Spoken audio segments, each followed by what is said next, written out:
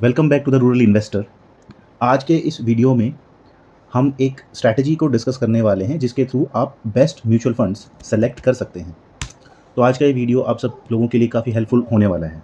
हम अपने एनालिसिस के लिए टिकरटेप एक वेबसाइट है जो कि stocks and mutual fund analysis के लिए यूज़ करते हैं, हम उसको यूज़ करने वाले हैं। इसमें अगर आप अपना नॉर्मल अकाउंट बनाते हैं फ्री ऑफ कॉस्ट, तब भी आप काफ़ी काफ़ी अच्छा एनालिसिस आप कर सकते हैं इस वेबसाइट का यूज़ करके, और आपको कोई चार्ज भी नहीं देना पड़ेगा। कुछ लिमिटेशंस होती हैं, बट आई थिंक फ्री वाला अकाउंट भी काफ़ी हेल्पफुल रहेगा आपके एनालिसिस के लिए। तो आज हम जैसा कि बात कर रहे हैं म्यूचुअल फंड का एनालिसिस करने वाले हैं, सो हम नॉर्मल स्क्रीनर पे जाते हैं और यहाँ पे हम म्यूचुअल फंड को सेलेक्ट कर लेते हैं जो कि ऑलरेडी सेलेक्टेड है, और स्टार्ट स्क्रीनिंग से हम शुरू करते हैं। सो अगर आप देख रहे हैं तो टोटल मार्केट में अभी मोर देन 5000 म्यूचुअल फंड्स हैं। तो इन 5000 म्यूचुअल फंड में से आप बेस्ट म्यूचुअल फंड कैसे सेलेक्ट कर सकते हैं, हम इस टूल का यूज़ करते हुए आपके लिए top mid cap mutual fund select करने वाले हैं, जिसको आप अपने इन्वेस्टमेंट के लिए कंसिडर कर सकते हैं लॉन्ग टर्म इन्वेस्टमेंट के पर्पज़ से। सो हम सिर्फ इक्विटी म्यूचुअल फंड्स की यहाँ पे बात कर रहे हैं। सो आप लेफ्ट साइड में देख सकते हैं कि काफ़ी सारे फिल्टर्स हैं यहाँ पे। तो आप इक्विटी म्यूचुअल फंड्स पे जाइए और यहाँ पे आप देख सकते हैं कि thematic, large and mid cap, focused, index. हम यहाँ पे मिड कैप फंड सेलेक्ट करते हैं। तो टोटल आपके 92 मिड कैप फंड्स हैं, which is a very big number. अब आप इनमें से बेस्ट म्यूचुअल फंड कैसे सेलेक्ट करेंगे, उसमें मैं आपकी हेल्प करने वाला हूँ। सो यहाँ पे काफ़ी सारी चीज़ें आप देख रहे हैं कि क्या कैटेगरी है, क्या इसका प्लान है, AUM साइज़ क्या है इसका, इसका जो कंपाउंडेड एनुअल ग्रोथ रेट है 3 साल का कितना है, एक्सपेंस रेशियो कितना रहा है। और यहाँ पे आपको पता होगा कि जो बेस्ट म्यूचुअल फंड्स होते हैं आपके डायरेक्ट वाले होते हैं, और हम यहाँ पे ग्रोथ फंड्स की बात कर रहे हैं, ना कि डिविडेंड बेस्ड। तो हमने यहाँ से मिड कैप सेलेक्ट किया। अब हम प्लान कौन सा सेलेक्ट करने वाले हैं, सिर्फ ग्रोथ। आपकी जो लिस्ट है वो 30 म्यूचुअल फंड्स पे आ गई है, लेकिन इन 30 में से भी बेस्ट म्यूचुअल फंड निकालना बहुत मुश्किल नहीं है अगर आप इस टूल का यूज़ काफ़ी अच्छे से करते हैं तो। ओके, अब हम जो AUM जो साइज़ है, जो आपका टोटल म्यूचुअल फंड का जो फंड साइज़ है, ये करोड़ में होता है। तो हम बात कर रहे हैं कि सिर्फ वही फंड हमें दिखाई दे जिनका जो AUM है 20,000 करोड़ से ज़्यादा है। तो आपके पास यहाँ पे 6 म्यूचुअल फंड आ गए हैं। इन 6 म्यूचुअल फंड में से अब आपको बेस्ट सेलेक्ट कैसे करना है। आई थिंक आपने most of the mutual funds के नाम सुने होंगे। अब हम फर्दर इसमें एनालाइज करते हैं कि जो इनका जो कंपाउंडेड एनुअल रिटर्न है वो सिर्फ पॉजिटिव में हो। फॉर एग्जांपल आपके पास सेम ही रहे हैं बिकॉज इन सब का पॉजिटिव में ही रहा है, और जो इनका एक्सपेंस रेशियो है वो लेस देन 1% हो। एक्सपेंस रेशियो क्या होता है, जो भी AMCs होती हैं, जो भी AMC कंपनीज होती हैं जो म्यूचुअल फंड वगैरह मैनेज करती हैं, वो अपने क्लाइंट से, अपने कस्टमर से एक छोटी सी फीस चार्ज करती हैं अपने ऑपरेशनल मेंटेनेंस को कंटिन्यू रखने के लिए। It could be salary of the fund managers, it could be other operational things. तो वो एक नॉमिनल फ़ी चार्ज करती हैं। तो अभी भी आपके पास सिर्फ 6 ही फंड बचे हुए हैं। हम इसको फर्दर फ़िल्टर आउट करते हैं। एक अल्फ़ा हम सेलेक्ट कर लेते हैं। अल्फ़ा क्या होता है कि जो भी बेंचमार्क होता है किसी भी फंड का, उससे कितना ज़्यादा उस फंड ने रिटर्न दिया है। एक हम इसके रोलिंग रिटर्न्स भी सेलेक्ट कर लेते हैं। रोलिंग रिटर्न क्या होता है, annualised average return of the last 3 years. Average return होता है हर साल का, तो ये भी काफ़ी अच्छा होना चाहिए। अभी हम देखते हैं कि कितने फंड, अभी भी 6 ही फंड बचे हुए हैं। आप इसको फर्दर ड्रिल डाउन कर सकते हैं।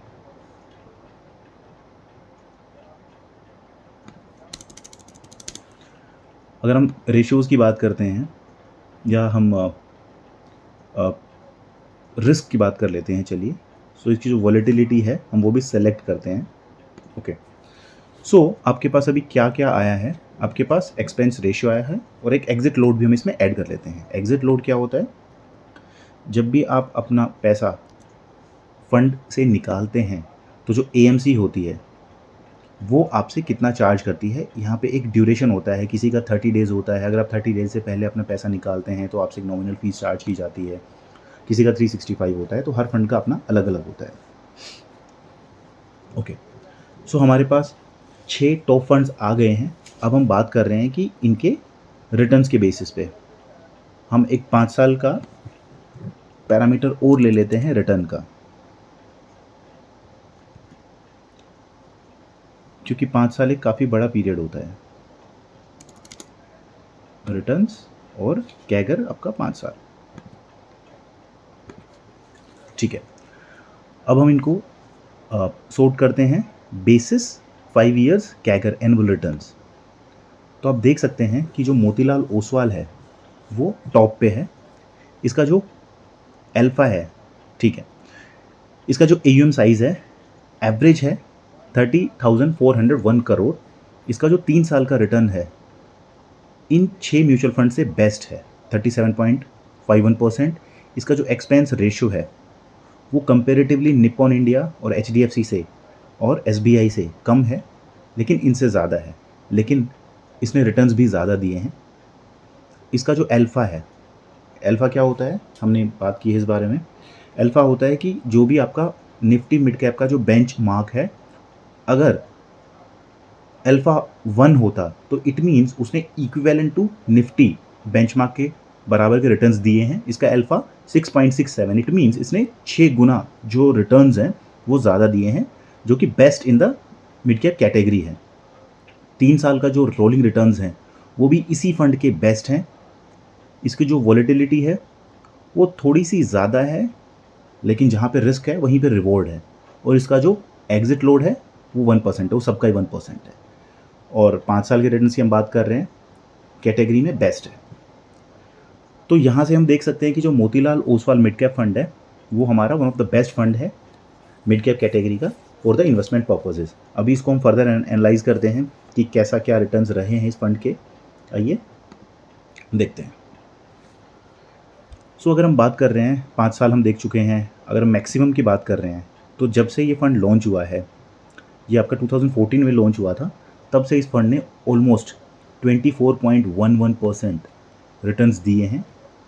और जो इसके जो कैगर रिटर्न्स है 11% है, विच इज़ वेरी गुड। हम इसको अगर इसका फंड साइज़ हम बात कर चुके हैं, मिड कैप कैटेगरी का है, इसका जो एक्सपेंस रेशियो है वो भी ठीक है। अगर हम इसकी बात करें इसके पीयर्स के साथ में, इसके जो कंपटीशन में फंड्स हैं ये भी हम देख चुके हैं पिछली स्क्रीन पे। ये देखिए इसके जो रिटर्न्स हैं कोई मैच नहीं है मोतीलाल मिड कैप फंड का। कोटक ने और HDFC ने 5% 7% दिए हैं, इसने 20% भी दिए हैं रिटर्न्स। अगर हम एसेट अलोकेशन की बात कर लेते हैं तो मोर देन 70% जो अलोकेटेड अमाउंट है वो इक्विटी की तरफ है। कैश एंड इक्विवेलेंट 31% है। ये मैं बात कर रहा हूँ मई 25 की। मार्च 25 में भी ऑलमोस्ट सेम था। दिसंबर 24 में इक्विटी की तरफ 90% था। तो अभी इन्होंने कैश रिजर्व रखा हुआ है और they are waiting for the right time for the investment इस वाले फंड में। अगर हम सेक्टर डिस्ट्रीब्यूशन की बात कर लेते हैं तो जो सबसे ज़्यादा सेक्टर जहाँ पे इस फंड ने पैसे लगा रखे हैं IT एंड सर्विसेज की जो है, IT एंड कंसल्टिंग में है, केबल्स की इंडस्ट्री में भी है, प्रीशियस मेटल्स में भी है। पिछले साल अगर हम बात करें पिछले क्वार्टर की अगर हम बात करें 34%, दिसंबर 24 में IT सर्विसेज में ज़्यादा था। तो ये तो अप एंड डाउन चलते रहते हैं। अब हम होल्डिंग्स की बात कर लेते हैं कि जो ये म्यूचुअल फंड है इसमें टॉप होल्डिंग कौन सी कंपनी का है। आई बिलीव आप समझते हैं कि म्यूचुअल फंड क्या होता है। म्यूचुअल फंड एक पूल ऑफ कंपनीज होता है जहाँ पे आपका पैसा लगता है। फॉर एग्जांपल मैं 100 रुपये इन्वेस्ट कर रहा हूँ, तो इस फंड के रिस्पेक्ट में 10 रुपये 13 पैसे कोफोर्ज को जाएंगे, 9 रुपये 74 पैसे आपके परसिस्टेंट को जाएंगे, 8 रुपीज़ 2 पैसा आपका कल्याण ज्वेलर्स हो जाएगा। तो अगर कोई भी कंपनी इनमें से अच्छा परफॉर्म नहीं करती है फॉर एग्जांपल, तो बाकी जो कंपनीज़ हैं वो आपकी वेल्थ को प्रोटेक्ट करने में आपकी हेल्प करेंगे। तो ये म्यूचुअल फंड की ब्यूटी होती है। अगर हम बात करें कि इसका जो फंड मैनेजर है उसको कितना एक्सपीरियंस है, क्या है, उनका नाम है निकेत शाह। इनके पास 58,448 करोड़ का जो इन्वेस्टमेंट अमाउंट है वो ये करंटली मैनेज कर रहे हैं। ये इनकी क्वालिफिकेशंस हो गई हैं। और मोतीलाल के जो बाकी स्कीम्स हैं म्यूचुअल फंड की, फ्लेक्सी कैप हो गया, आपका मल्टी कैप हो गया, आपका लार्ज कैप हो गया, ये भी वो मैनेज कर रहे हैं। आउट ऑफ 30 फंड्स नंबर 1 पे ये फंड रैंक कर रहा है अभी। ये इसके एब्सोल्यूट रिटर्न्स हैं, एक साल के आउट ऑफ 10 7.91 स्कोर है, which is very good score. 5 में स्कोर आपका 10 में से 10 है, और आपका रोलिंग रिटर्न्स में भी 10 में से 10 है। तो Motilal Oswal mid cap fund is one of the best mid cap fund in the category. तो आप लॉन्ग टर्म के लिए इस फंड में इन्वेस्ट कर सकते हैं, अगर आपका रिस्क एपेटाइट आपको अलाउ करता है तो। सो यह वीडियो आपको कैसा लगा? Please like, share and subscribe for more details. Thank you so much. The Rural Investor signing off.